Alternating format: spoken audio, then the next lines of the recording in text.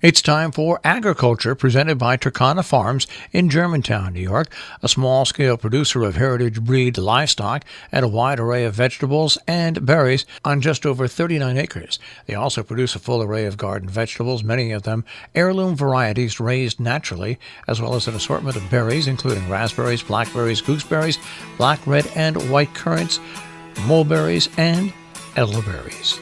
And now, here's Victoria Cox.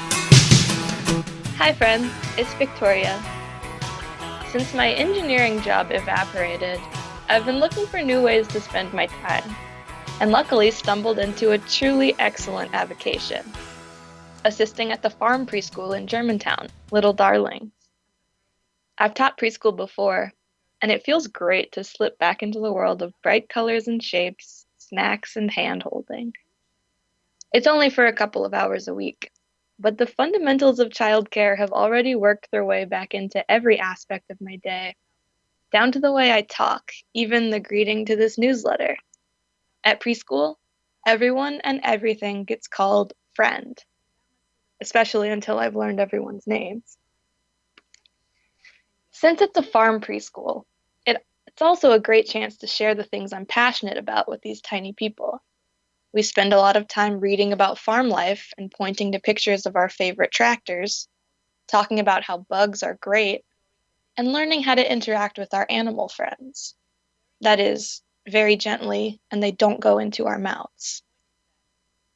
It's also reawakened a passion that always lies dormant within me, waiting for the right time to emerge: my urge to craft.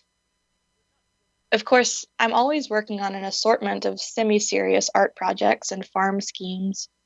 But when it comes time to glue pieces of paper to other pieces of paper, this force simply overtakes me.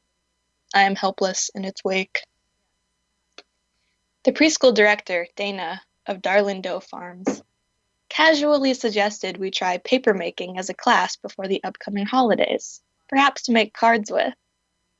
As her words landed on my ears, I felt this strange stirring rise within me. Yes, paper. We could make that.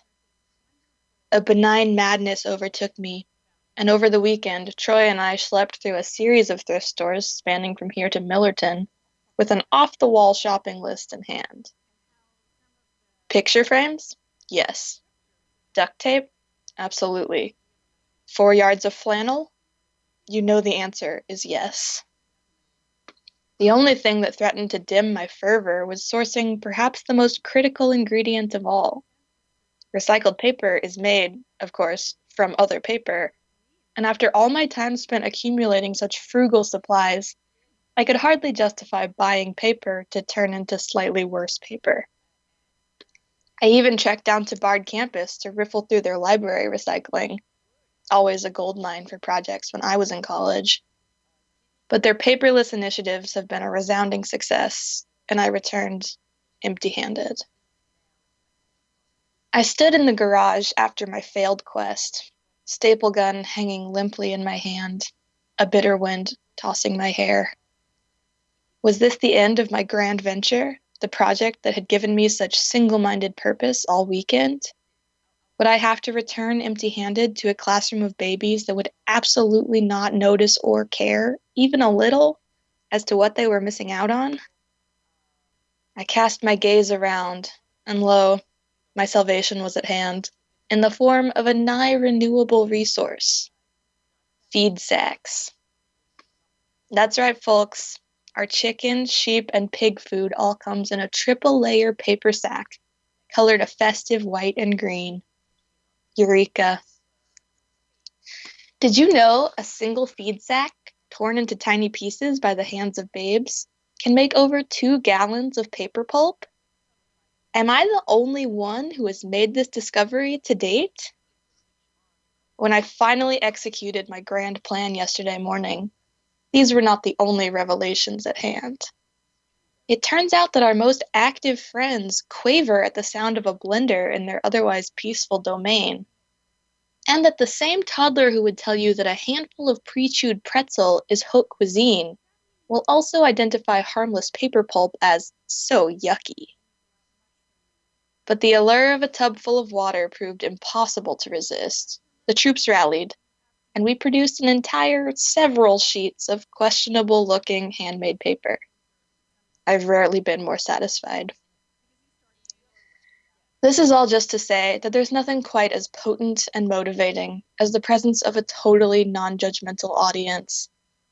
If any of you are contemplating trying a new endeavor, let me invite you, no, urge you, to give it a shot, maybe even for the first time, before a room full of 2-year-olds. They have no idea what to expect, and I promise you will be better at it than they are. And whatever you create together, it will be praised to the heavens by a coterie of caretakers who are delighted and impressed that together you produce something, anything at all. Or simply say to yourself the things I would say to you if you were there for paper class. We did it. I see you. Good job. Agriculture is underwritten by Takana Farms, LLC, a small-scale producer of heritage-bred livestock and a wide array of vegetables and berries on just over 39 acres in Germantown, New York. More information, 518-537-3815.